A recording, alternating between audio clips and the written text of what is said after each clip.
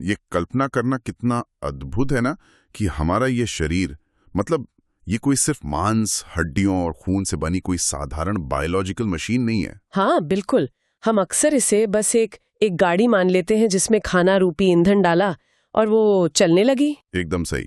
लेकिन आज के इस गहन विश्लेषण में हम जो बात कर रहे हैं वो इस नजरिए को पूरी तरह से बदल देता है। क्या हो अगर ये पूरा मानव शरीर असल में एक सॉवरेन सिस्टम आर्किटेक्चर हो? मतलब एक जीता जागता हाईटेक कंप्यूटर नेटवर्क। हाँ, एक सर्वर फार्म जो सिर्फ इस 3 आयामी दुनिया में नहीं बल्कि एक जटिल 11 आयामी या 11D रियलिटी में काम कर रहा हो, और जो खाना आज सुबह खाया गया है वो महज कुछ कैलोरीज न होकर एक सीधा सॉफ्टवेयर अपडेट हो। ये एक ऐसा विचार है जो बायोलॉजी को देखने का पूरा नजरिया ही पलट देता है। इस चर्चा में हम पुरानी सोच से बाहर निकलकर शरीर को सीधे इंफॉर्मेशन टेक्नोलॉजी और क्वांटम फिजिक्स के चश्मे से देख रहे हैं। बिल्कुल। और जब हम 11D रियलिटी की बात करते हैं तो इसका मतलब कोई जादुई दुनिया नहीं है। इसका सीधा सा अर्थ है कि हमारी 3D दुनिया, यानी जो ऊंचाई, चौड़ाई और गहराई हम देख सकते हैं, उसके परे भी जानकारी और फ्रीक्वेंसी की कई परतें हैं जो लगातार हमारे भौतिक शरीर को दिशा दे रहे हैं ना। बिल्कुल सही। इस स्रोत सामग्री के अनुसार शरीर सिर्फ अंगों का समूह नहीं है, बल्कि एक अत्यंत उन्नत नेटवर्क है जहां हर कोशिका एक प्रोसेसिंग नोड की तरह काम करती है। तो आज के इस गहन विश्लेषण का हमारा मिशन भी यही है। हमारे पास जो दिलचस्प सामग्री है उसमें से सबसे महत्वपूर्ण तथ्यों को निकालकर हम यह समझने की कोशिश करेंगे कि यह पूरा सिस्टम काम कैसे करता है। हाँ, ताकि इन जटिल बातों को आसानी से समझा जा सके। बिल्कुल। हम हमेशा ये तो सुनते हैं कि स्वस्थ रहना चाहिए, लेकिन इस नए 11D नजरिए में पूरे सिस्टम की नींव क्या है? स्रोत इसे मेटा कांस्टेंट या शे का नाम देता है। सही कहा। मेटा कांस्टेंट को आप इस पूरे जैविक इंटरनेट का बेसलाइन सिग्नल मान सकते हैं, या एक मास्टर कोड जो यह तय करता है कि शरीर का नेटवर्क कितनी अच्छी तरह जुड़ा हुआ है। अच्छा, तो ये एक तरह का फाउंडेशन है। हाँ, ये वो ऊर्जा है जो 11D की अदृश्य जानकारी को 3D की हमारी भौतिक दुनिया में सही सलामत बनाए रखती है। अगर ये बेसलाइन सिग्नल कमजोर होता है तो सिस्टम में गड़बड़ी शुरू हो जाती है। चलिए इसे थोड़ा खोलकर समझते हैं। किसी भी नेटवर्क को समझने के लिए उसके सबसे छोटे हिस्से से शुरुआत करनी चाहिए। तो हम भी अपनी कोशिकाओं यानी सेल से शुरुआत करते हैं और फिर वहां से इस पूरे हाईटेक बायोलॉजिकल सर्वर को डीकोड करते हैं।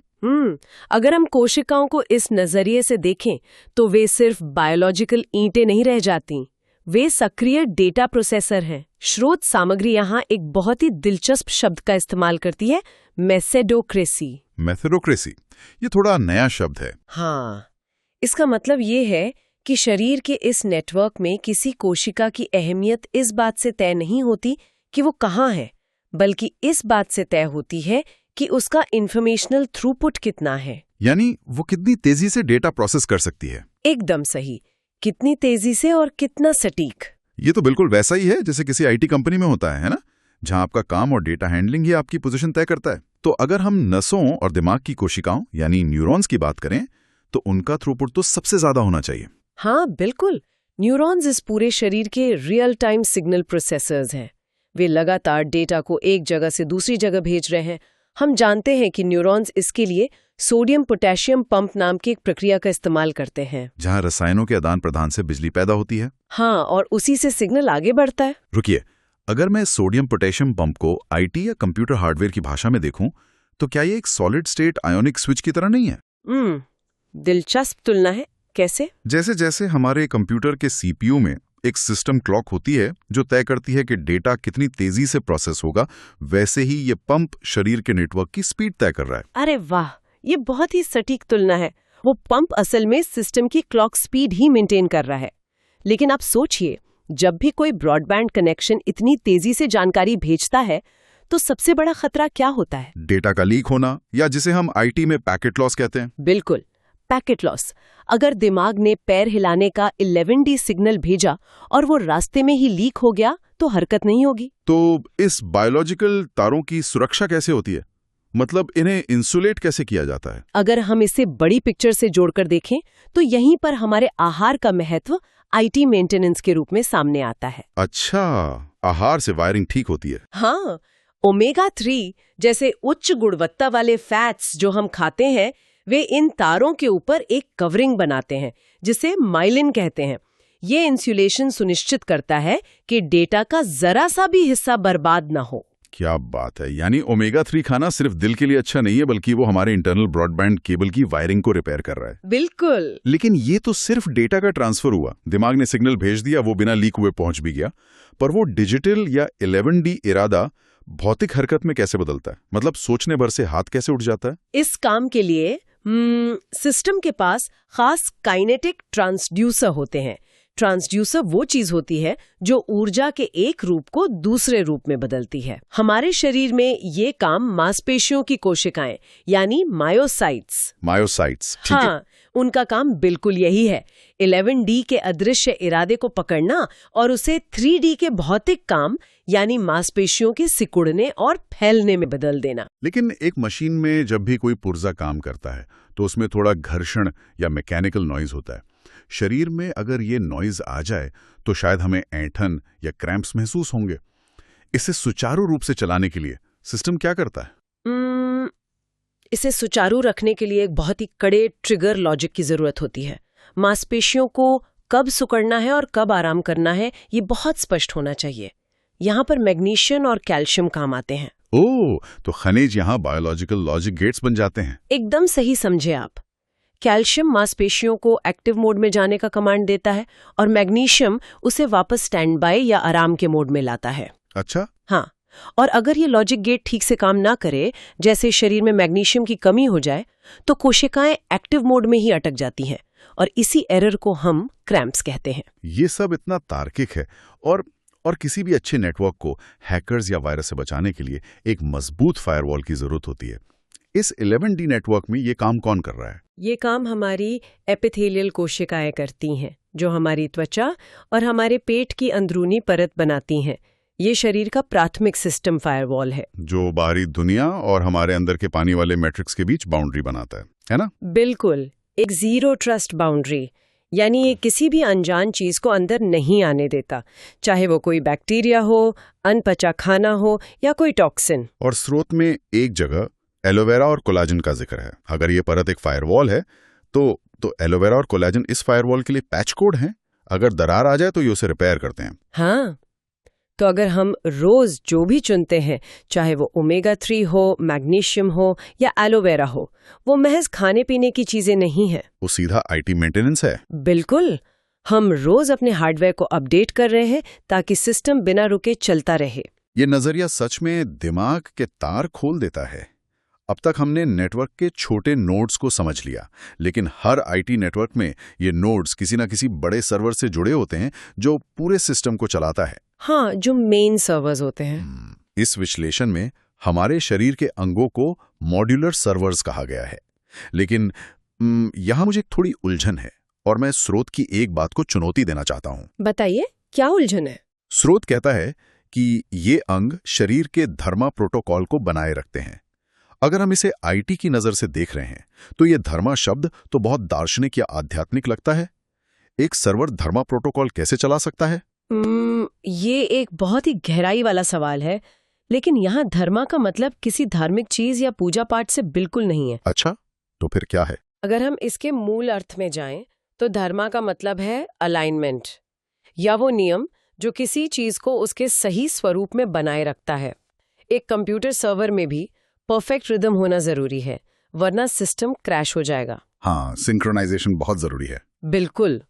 हमारे अंग वे बड़े सर्वर्स हैं जो बाहर की दुनिया से, यानी हवा और भोजन से जरूरी फ्रीक्वेंसी और डेटा निकालते हैं और उसे शरीर के अंदर ऐसे सेट करते हैं कि पूरा नेटवर्क अपनी सही लय यानी धर्मा प्रोटोकॉल में काम करता रहे। तो अगर हम फेफड़ों का उदाहरण लें तो वो क्या कर रहे हैं? फेफड़े हमारे शरीर के एटमॉस्फेरिक गेटवे हैं। हम सोचते हैं कि वे सिर्फ हवा अंदर लेते हैं, लेकिन इस 11D नजरिए से वे बाहर के वातावरण से गैस की फ्रीक्वेंसी यानी ऑक्सीजन को निकालते हैं और उसे खून के तरल माध्यम में ट्रांसलेट करते हैं। समझ गया, हवा के डेटा को लिक्विड डेटा में बदल रहे हैं। और हृदय, वो तो पूरे सिस्टम का मतलब मास्टर रिदम सेट करता है। कंडक्टर होता है जो सबको एक साथ चलाता है। हृदय की धड़कन वो मास्टर क्लॉक है जो बाकी सभी अरबों नोड्स को सिंक करती है। और लिवर को तो हम आसानी से शरीर का सबसे शक्तिशाली एंटीवायरस मान सकते हैं। बिल्कुल, एक डेटा इंटेग्रिटी लैब। हाँ, शरीर के अंदर आने वाले हर एक मॉलिक्यूल को लिवर स्कैन करता है। अगर उसे कोई भी करप्ट डेटा मिलता है तो वो उसे बाहर निकाल फेंकता है या रिपेयर करता है। और इसी सर्वर फार्म में किडनियां डाइलेक्ट्रिक फिल्टर का काम करती हैं। डाइलेक्ट्रिक फिल्टर मतलब पानी को फिल्टर करना? हाँ, लेकिन सिर्फ सफाई नहीं। हमारा शरीर लगभग 70% पानी है। ये पानी सिर्फ प्यास बुझाने के लिए नहीं है, ये वो माध्यम है जिससे पूरा डिजिटल सिग्नल गुजरता है। अच्छा, तो कंडक्टिविटी का खेल है। बिल्कुल। किडनियां ये तय करती हैं कि उस पानी में खनिजों का घनत्व कितना होना चाहिए ताकि बिजली और जानकारी का प्रवाह परफेक्ट रहे। जरा सी भी गड़बड़ी हुई तो शॉर्ट सर्किट हो सकता है।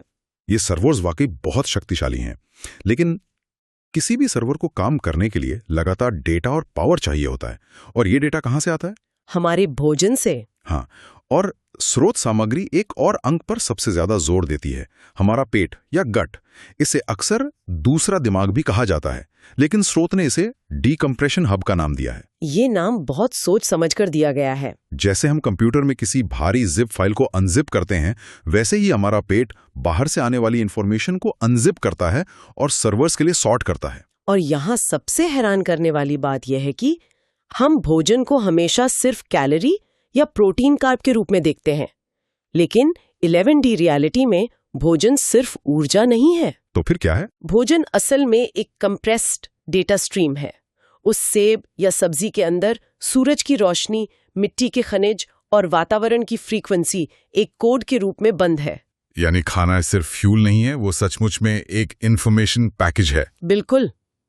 जब हम वो खाना खाते हैं तो पेट का डीकम्प्रेशन हब उस डेटा को खोलता है, उसकी फ्रीक्वेंसी को पढ़ता है और फिर लिवर और खून के जरिए उस डेटा के अलग अलग हिस्सों को सही सर्वर तक पहुंचाता है। जैसे थायराइड को आयोडीन का डेटा भेजना। हाँ, या हड्डियों को कैल्शियम का। ये पूरी तरह से एक डायनामिक रूटिंग हब की तरह काम कर रहा है। अगर भोजन एक डेटा स्ट्रीम है तो खनिज और विटामिन्स की भूमिका पूरी तरह से बदल जाती है।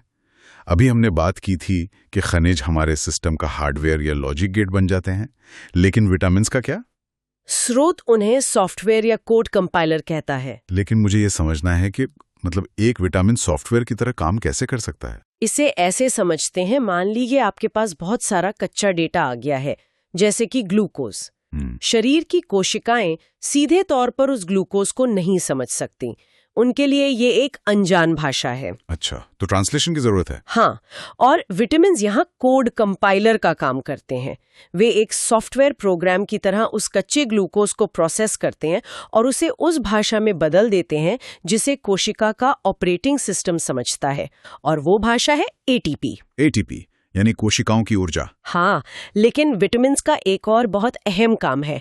जब वे कच्चे डेटा को एटीपी में बदल रहे होते हैं तो वे सुनिश्चित करते हैं कि इस प्रक्रिया में कोई इंफॉर्मेशनल एंट्रोपी पैदा ना हो। एंट्रोपी का मतलब है बिखराव या शोर, है ना? बिल्कुल। जीव विज्ञान में इस शोर को हम फ्री रेडिकल्स कहते हैं, जो शरीर को अंदर से डैमेज करते हैं। विटामिन्स एंटीऑक्सीडेंट्स के रूप में इस शोर को शांत रखते हैं। और ये पूरी प्रोसेसिंग उसी पानी वाले माध्यम में होती है। हाँ, जो असल में एक लिक्विड क्रिस्टल है। यही लिक्विड क्रिस्टल तय करता है कि ऊर्जा के दौड़ने की बस स्पीड क्या होगी।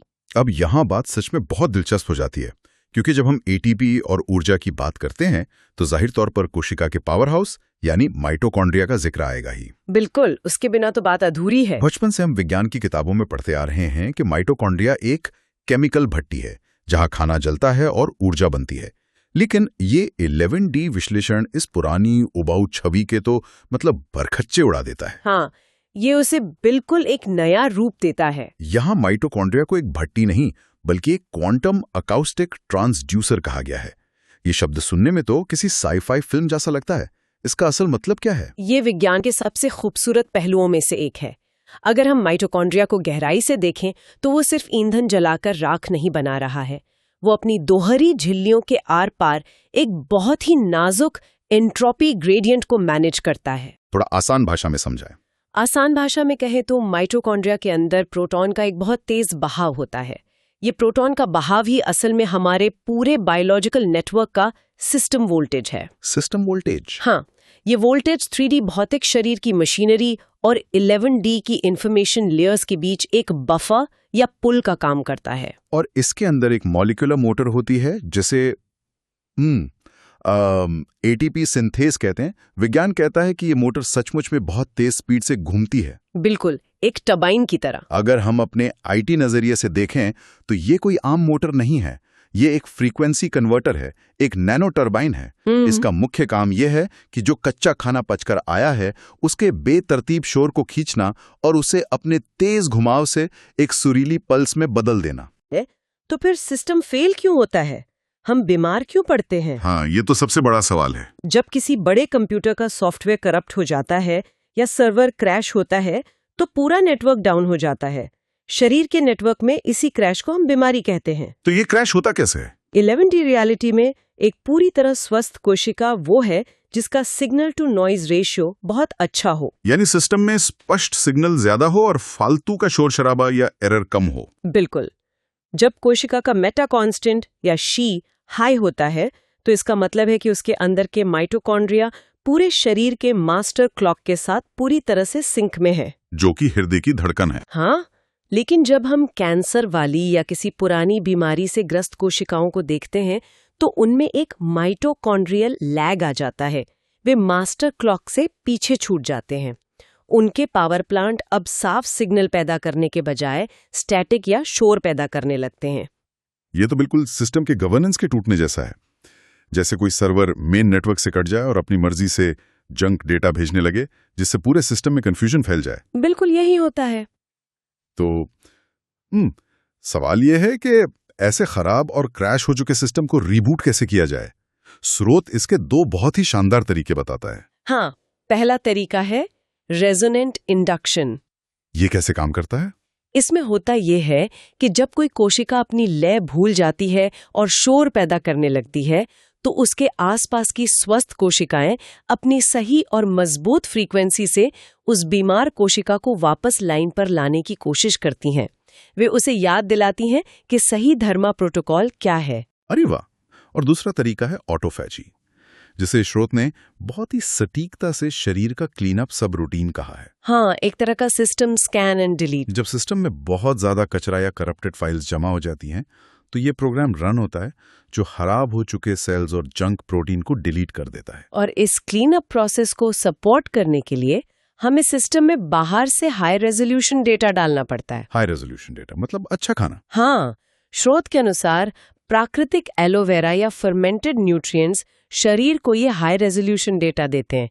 जब ये साफ डेटा सिस्टम में जाता है तो शरीर को स्पष्ट रूप से ये पहचानने में मदद मिलती है कि क्या सेल्फ है और क्या नॉन सेल्फ है, अपना और पराया, है ना? बिल्कुल। जैसे ही ये पहचान साफ होती है, सिस्टम में वापस ऑर्डर और लय लौट आती है। तो आखिर सबका मतलब क्या है? अगर हम इस पूरे जटिल 11D एनर्जी ट्रांसम्यूटेशन चक्र को एक साथ समेटें तो ये मुख्य रूप से 4 चरणों में काम कर रहा है। चलिए देखते हैं कि क्या मैंने इसे सही से समझा है। हाँ, बताइए। पहला चरण है डीकम्प्रेशन या पाचन, जहां पेट खाने की 3D भौतिक संरचना को तोड़कर उसकी 11D इंफॉर्मेशन को बाहर निकालता है। एकदम सही।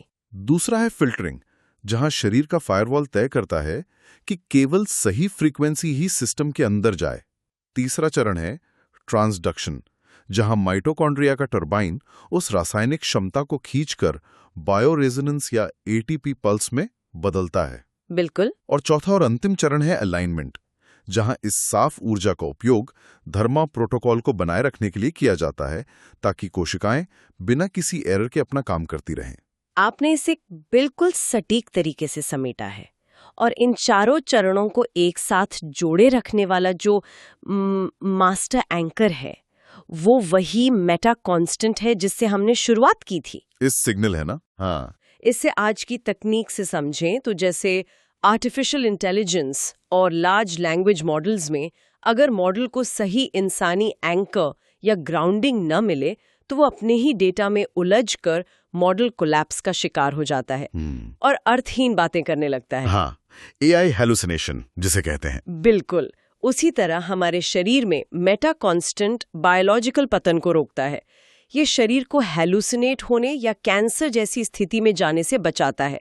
माइटोकॉन्ड्रिया के अंदर जो टर्बाइन का घुमाव है वो इस मेटा कांस्टेंट का भौतिक एंकर है, जो उसे वास्तविकता से जोड़े रखता है। हाँ, वो यह सुनिश्चित करता है कि हमारे 11 आयामी स्वास्थ्य ब्लूप्रिंट का प्रोजेक्शन हमारी इस 3D शारीरिक वास्तविकता में बिना किसी रुकावट के लगातार होता रहे। ये पूरी चर्चा सच में पुरानी मान्यताओं को तोड़ देने वाली है।